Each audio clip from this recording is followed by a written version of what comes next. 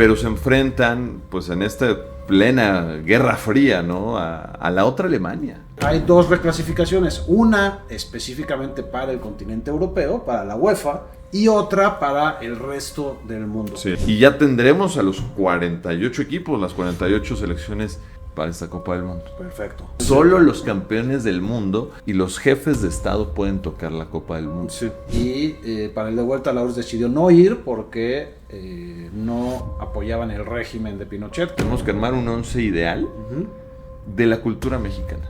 Los ídolos de todos los goleadores. Entonces yo puse a la Doña Félix y a Pedro Infante.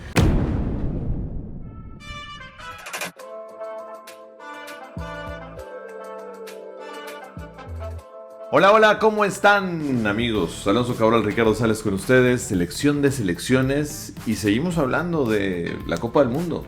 En este camino que nos va a llevar hacia México, Estados Unidos y Canadá, cada vez falta menos tiempo, Alonso. Estamos ya emocionados. Sí, estamos muy emocionados. Bueno, llevamos todos los capítulos diciendo que estamos emocionados. Sí. Y también nerviosos, quizá. Creo que todavía falta por prender el ambiente en general en el mundo. En México, pero sí se siente el nerviosismo. Un placer saludarlos, amigos de selecciones, y bueno, pues a seguir platicando, ¿no? Un poco la historia del entorno, de todo lo que hay alrededor de las Copas del Mundo y también por supuesto, de temas de fútbol. Bueno, antes de empezar, agradecer el apoyo de UTECA, la Universidad Líder de Medios y Comunicación. Muchas gracias por sumarse como patrocinador de Selección de Selecciones y apostar por contenidos que celebran el fútbol. El día de hoy vamos a hablar, el tema principal y por el que vamos a comenzar es el repechaje, y nos toca ahora hablar de Alemania 1974. Y yo creo que la primera etapa del Mundial, ya para empezar a calentar de forma definitiva todo esto, es la reclasificación. Un poco a manera de compensación, creo yo, se lo da FIFA a México, para que se disputen ahí algunos partidos que definirán ya los últimos boletos. Empezar por decirle a la gente qué es el repechaje. Quizá lo vemos pues más cotidianamente en la Liga Mexicana, ¿no? No es que sea el mismo formato, pero es una reclasificación donde hay algunas confederaciones que da, por ejemplo, 5 boletos y medio. Entonces ese boleto medio pues se juega contra otra confederación que da otro boleto medio, se enfrentan y dan un boleto para la Copa del Mundo. Siempre se ha hecho. Y ahora, bueno, hay dos reclasificaciones. Una específicamente para el continente europeo, para la UEFA, y otra para el resto del mundo. Sí, la intercontinental. Esa intercontinental se va a jugar en México ya. No en Ciudad de México, no, pero sí se va a jugar en Guadalajara y en Monterrey, ¿no? Los boletos disponibles, pues solamente son 2 selecciones que van a salir de ese repechaje internacional, y de UEFA van a salir 4 boletos. 6 lugares son los que quedan. Sí.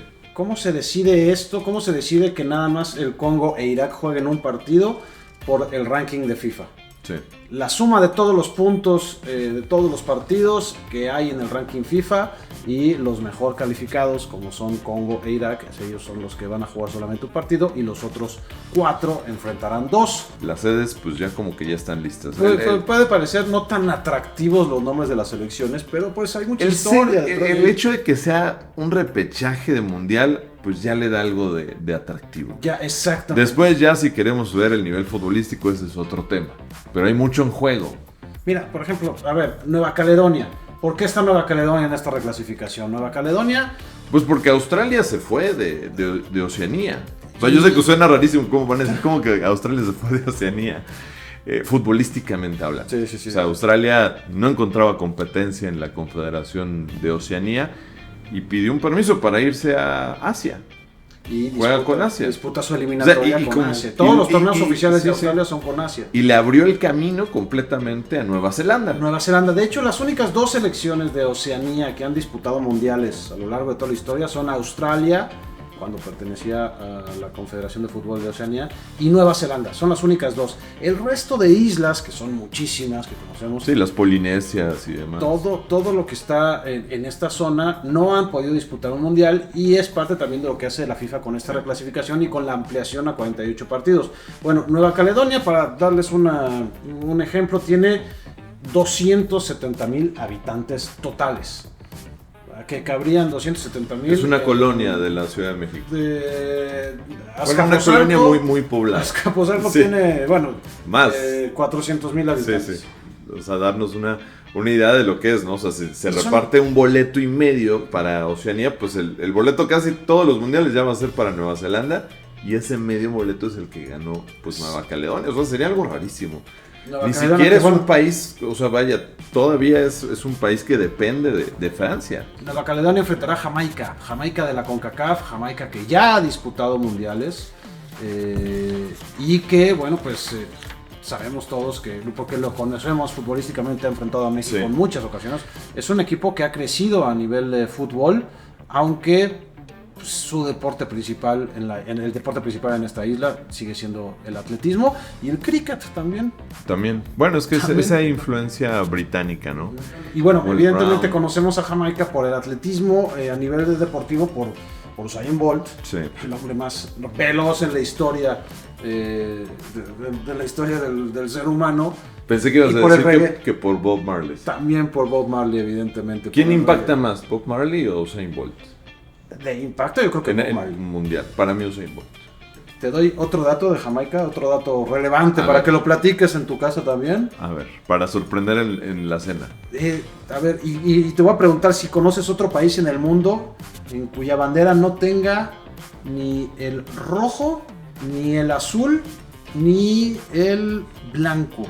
No tengo así tan presente las banderas en el mundo, pero... bueno, es que es un dato. ¿Pero ese es el caso de Jamaica? O sea, sí, Jamaica no tiene ninguno de estos tres colores, no tiene ni rojo, ni blanco, ni azul en su bandera. O sea, es amarillo, negro y verde. Exactamente.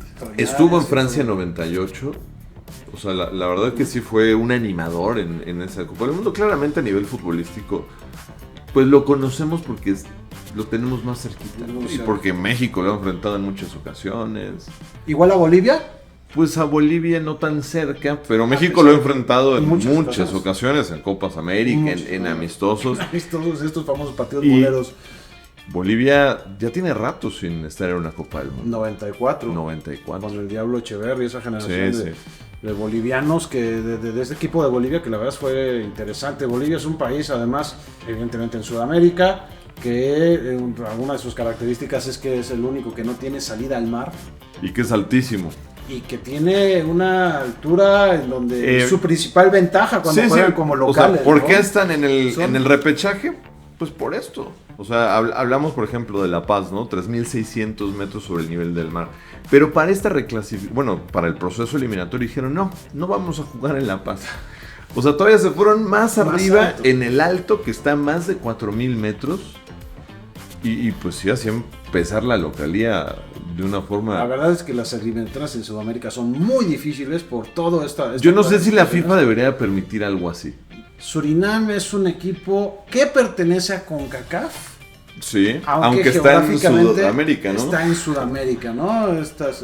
Es como si fuera del Caribe, digamos. Sí, de hecho, por cultura es caribeño, son países caribeños. Sí. Bueno, tiene salida al mar Caribe. Y pertenecen, políticamente también pertenecen a organizaciones caribeñas, el CARICOM, por ejemplo. Sí. Tiene... pues muchísima más cercanía con el Caribe, con toda la cultura del Caribe, que con Sudamérica, aunque geográficamente, bueno, pues lo hemos platicado. Nunca ha jugado un mundial Surinam, definitivamente la gran sorpresa de la eliminatoria de CONCACAF. O sea, hay un tema, el hecho de que sean neerlandeses, o sea, es una colonia de Países Bajos, y claramente al Países Bajos ser una potencia, pues hay una combinación de jugadores muy interesantes. O sea, por ejemplo, pongan atención en los jugadores que nacieron en Surinam. Virgil van Dijk, Edgar Davids, Ruud Gullit, Frank Rijkaard, ¿no? Clarence Seedorf, pues estamos hablando históricos de aquí. Pero si son tan buenos, pues no van a jugar en la selección de Surinam. Claro. Van a jugar en Países Bajos. Y bueno, Irak ya vino un día, estuvo en el grupo de México. Estuvo en el 86, un gol de Fernando Quirarte. El Sheriff, ¿no? Que no tenía ángulo, que disparó 1-0, ¿no? Ganó México. 1-0 ganó México, o sea, ya ha participado, evidentemente. Alonso Cabral ya estaba en cancha cubriendo ese partido. No cubriendo, pero sí en la tribuna. Sí, estaba en la tribuna en ese partido. Y bueno, pues evidentemente cuando hablas de Irak tienes que hablar de la cuna de la civilización, con la Mesopotamia. Desafortunadamente también temas bélicos. recientes, ya de hace algunos años, pero bueno, mejor hablar de todas las fabulosas culturas que crecieron ahí. Y bueno, pues el tema de los sumerios, por ejemplo, con la creación de la escritura, el sistema de leyes. Y sí, hablar de historia y hablar de antecedentes de Irak más que hablar de fútbol. Y de los otros que esperan rival, pues está la República Democrática del Congo, que también es a ver, tienen buenos jugadores también. Estamos hablando que también se da mucho esta influencia de siempre tener una potencia detrás. En este caso de Francia, como ya lo decíamos con Nueva Caledonia, pues es una situación muy similar. Y ellos ya habían estado en una Copa del Mundo. Sí. No se llamaban República Democrática del Congo, se llamaba Zaire, cambió de nombre durante algunos años. Fue como el Necaxa, que en los 70s pasó de Necaxa Atlético Español. Qué comparación. Muy válida mi comparación. Viniendo de Necaxista tendría que... Bueno, Zaire y después regresó a Congo. Y como Zaire jugaron el Mundial del 74, que ya también estaremos hablando de ese Mundial. Eso en cuanto a la reclasificación que se va a disputar en México, en Monterrey. Y está la de la UEFA. Esta de la UEFA, pues claramente es otro formato. Para entender un poco mejor, son semifinales y final. Sí. O sea, cada equipo que consiga un boleto va a jugar 2 partidos. 2 partidos. Una semifinal y una final, 4 boletos. Y ya tendremos a los 48 equipos, las 48 selecciones definidas para esta Copa del Mundo. Perfecto. Entonces vamos a nuestro top 5. Vamos con las selecciones sorpresa de la historia. A ver, yo me fui con selecciones que dejaron buen sabor de boca y otras que ganaron cosas. Top 5. ¿Cuál es tu número 5, Alonso Cabral? Marruecos en el 2022. Marruecos. No nos salimos mucho del tema. Es como Francia y Países Bajos, ¿no? Que la también, selección que hizo. exacto. O sea, no había marroquíes casi nada. Exacto, jugadores que se desarrollaron. La globalización. ¿Tú? Yo puse el número 5 y yo sé que va a ser muy polémica porque el tema fue polémico, pero igual quería meterla porque igual la selección tenía, o sea, ese misticismo. Y después sí hubo muchas ayudas y cosas raras, arbitrales. El partido contra España es y con Italia también. Los dos, pero España, pero bueno, Corea del Sur en 2002. Corea y Japón 2002. Pensé en ellas, repasando hasta dónde habían llegado las sorpresas. Pensé en Corea del Sur, pero dije, no, por el arbitraje. No, pues yo sí lo meto. Número 4. Yo ahí puse a Marruecos. Yo puse a Bulgaria en el 94 por cómo jugaba. Pero sí tenían un equipazo. O sea, es que yo no lo metí. ¿Cuándo esperas? Bueno, a ver, porque, ¿cuándo esperas que lleguen? O sea, es que hablamos de Bulgaria como tal, pero ya revisando los jugadores. Pero o sea, revisándolos después. A Stoichkov. Sí. O sea, era uno de los balón de oro. O sea, entonces como que no me suena que sea tan sorpresa como otras. O sea, ¿hasta dónde llegaron? Sí. En el número 3, tú pusiste a... Yo puse a Senegal. A Senegal. A la Senegal de Corea y Japón 2002. A mí se me hizo completamente sorprendente. Porque además como empiezan el Mundial, o sea, empiezan el Mundial en la inauguración pegándole a Francia. Sí, cierto, de Francia que venía de ser campeón del mundo. Yo puse a Alemania porque el gran favorito en su Mundial era Hungría y porque los golean. En la... No, o sea, pero ¿cómo Alemania va a ser una sorpresa? Es que te digo que sorpresa. O sea, pero Alemania es favorita, o sea, es pero una de las favoritas. En ese entonces no era favorita. No, tal vez no era la gran favorita. Mira, yo también estaba entre estas dos de lo mismo, pero más o menos estuvimos de acuerdo en la número 2. Pero yo no estoy de acuerdo con la tuya tampoco. Bueno. Digo, qué bueno que no estemos de acuerdo, pero... Es que la Croacia de 2018... Ya llega con figuras... O sea, también, o sea, Luka Modric... O sea, tú tus sorpresas me hablaste de Stoichkov, me hablaste de Alemania, me hablaste de Luka Modric. O sea, es que son equipos... que para mí pues son de peso. Yo puse a Corea del Norte del 66 como la número 1. Hijos, yo pongo Uruguay del 50 como una gran sorpresa. El maracanazo me parece a mí todavía más allá de que... Otro también muy polémico. La considero la gran sorpresa en la historia de los mundiales. O sea, que alguien... O sea, vamos a ponernos en el contexto. Uruguay 1950, solo había 3 campeones del mundo. Sí. Que había sido... Italia. Pero yo te digo, bueno, 2 veces Italia y Uruguay.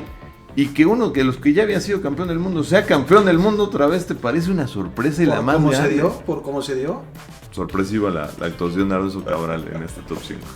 Bueno, hay cosas que no alcanzan en un solo episodio, por eso en las redes de Selecciones México estamos subiendo historias, anécdotas, curiosidades que completan esta travesía mundialista. Búscanos en Instagram como Selecciones MX y en TikTok, revista Selecciones MX, y compártenos tus opiniones. Bien, nos metemos ya a la siguiente. Hablemos de Alemania 74. Alemania 74, veníamos del Mundial de México, 1970. Ahí está la Copa del Mundo. Fue el primer mundial en que se entregó este nuevo trofeo diseñado por Silvio Gazzaniga. ¿Te gusta? Mucho. O sea, más allá del misticismo que ya refleja la Copa del Mundo. ¿La has visto también? Sí, he tenido la posibilidad. Nunca has tenido la posibilidad, ¿no? Y mira que andado por México aquí hace unas semanas estuvo en México, semanas acá, pero no se me hizo. Sí, he tenido la posibilidad de verla, evidentemente no de tocarla, pero sí de verla. Solo los campeones del mundo y los jefes de estado pueden tocar la Copa del Mundo. Sí. México no participa y es el primer gran fracaso en eliminatorias. Bueno, no sé la de Estados Unidos, cuando pierden con Estados Unidos. Seguro, pero el tema es que como vienes del Mundial de México 70, donde México alcanza los cuartos de final, y yo creo que la expectativa de México va para arriba, llega a este Mundial del 74, y vas a un premundial en Haití y haces el ridículo. Haití, porque además los rivales eran Trinidad y Tobago, Guatemala, Honduras y Haití. Sí, y no es un tema de menospreciar, pero si de por sí hablamos de que México constantemente era goleado y le costaba encontrar un nivel competitivo, bueno, ahora métete en ese contexto en la selección de Haití, métete en ese contexto en la selección de Honduras. Era contra selecciones amateur, prácticamente. Y mira. México juega en Haití, hay muchas historias de lo que ocurrió en esa eliminatoria. Se habla de que les hicieron brujería vudú, lo cual es poner excusas baratas. Lo cual no está comprobado, porque sí hubo algunos jugadores que decían que les ponían cosas en la comida. Pero lo que sí está confirmado, platicado por jugadores de esa selección, es que agarraron la fiesta toda la concentración allá. O sea que fue un exceso de fiesta, sí menospreciaron a las selecciones rivales, decían que había mucha fiesta en el Caribe y que ellos pues que fueron parte de esa fiesta y que evidentemente llegaban pues ya diezmados a los partidos. Eso está confirmado. ¿Será por eso?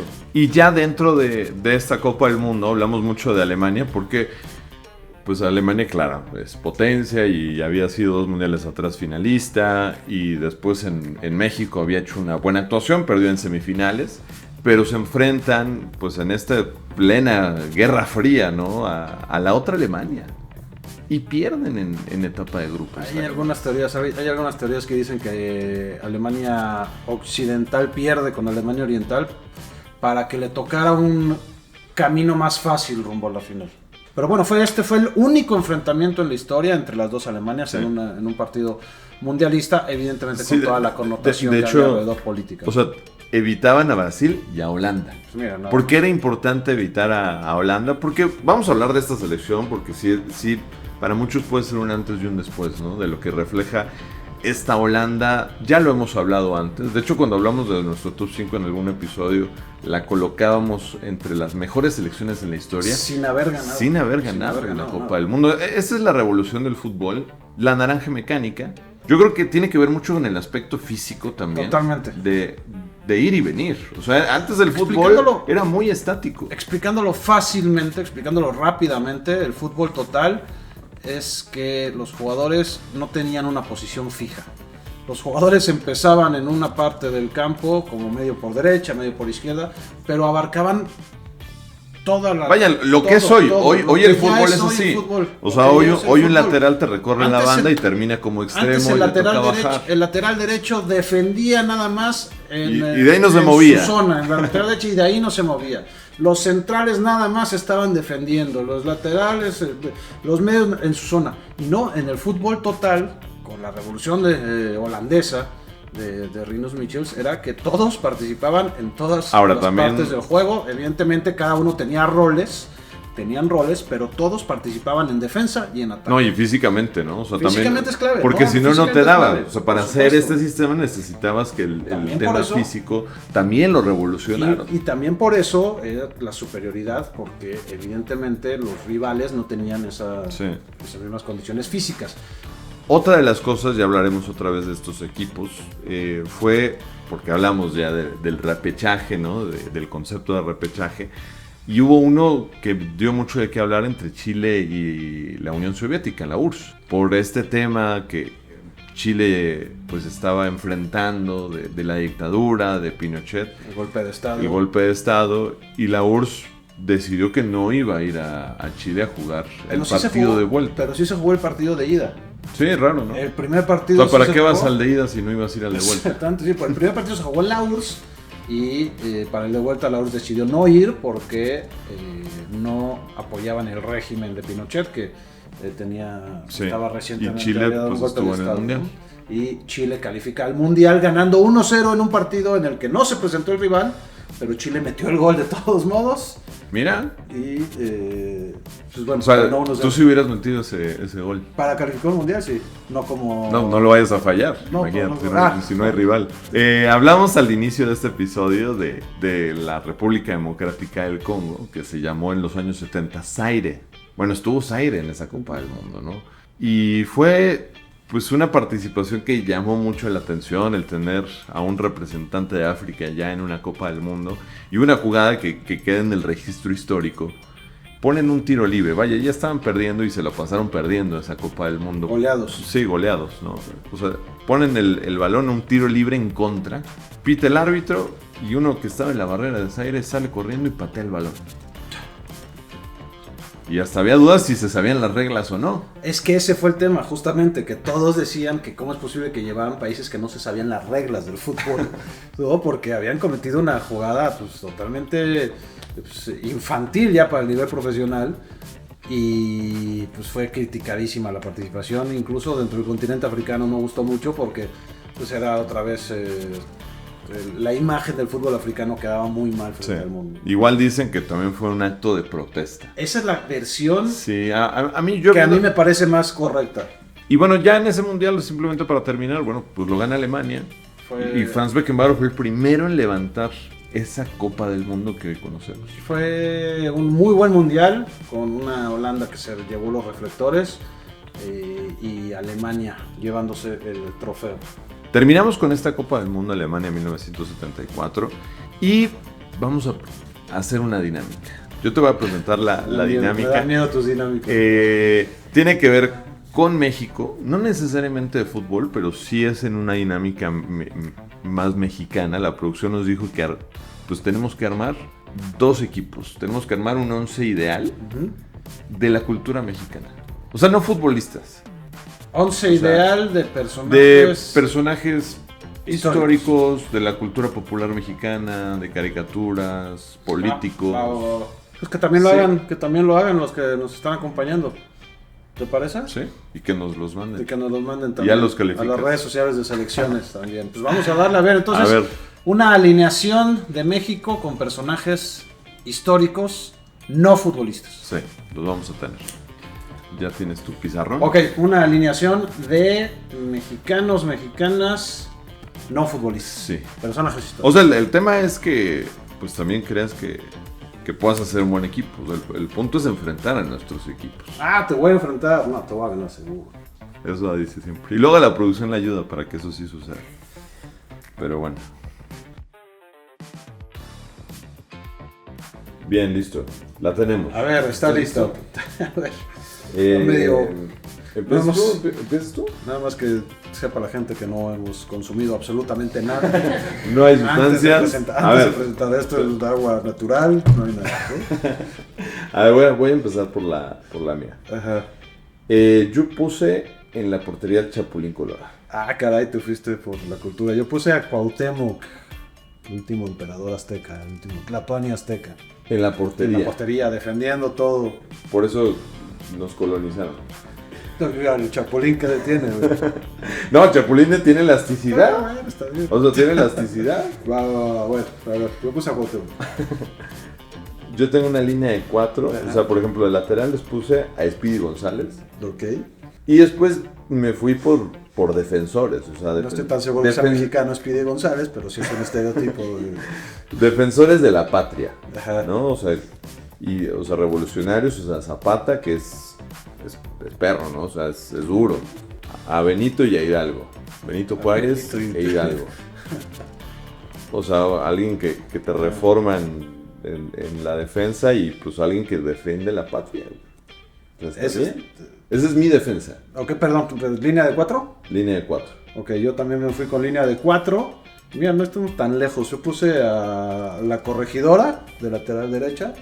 Ya. Por izquierda, bueno, a ver, ya Miguel Hidalgo como central, también pensando en un líder que organice, que defienda. A Miguel Hidalgo lo puse junto a Julio César Chávez en la defensa. A ver, yo no quise meter deportistas. Yo sí metía a Julio César Chávez, a ver, pásalo. a ver quién se mete. A ver, enfréntalo, a ver quién se mete con él como defensa central. Y por izquierda puse al Toro Valenzuela, Fernando Valenzuela, por los saques de banda. Imagínate el brazo. Ah, mira. No, ahí está, Fernando Valenzuela. Igual me parece meter deportistas de alto rendimiento me parece una trampa. Pero sí puedes poner personajes de caricatura. Sí, pues son parte de la cultura mexicana. Y los personajes históricos, bueno. Media cancha. A ver, en la media cancha yo estoy usando una doble contención.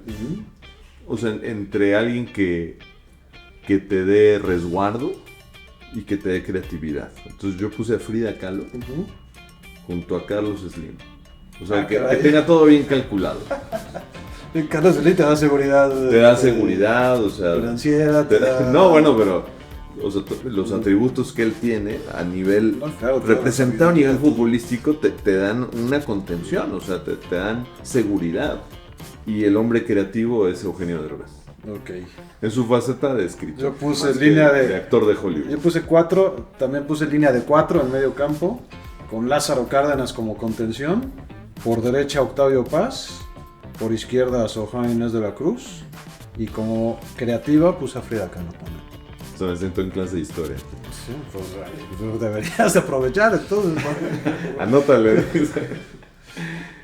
Línea de 4. O sea, tú ya te quedas con 2 delanteros. Yo yo es 4-3-3, entonces tengo 3 hombres de ofensiva. Uno me costó más trabajo y es por el que voy a empezar. O sea, como que me faltaba un hueco y ya como que dije, pues bueno, falta un sol. Luismi. Okay. Luismi entró ahí.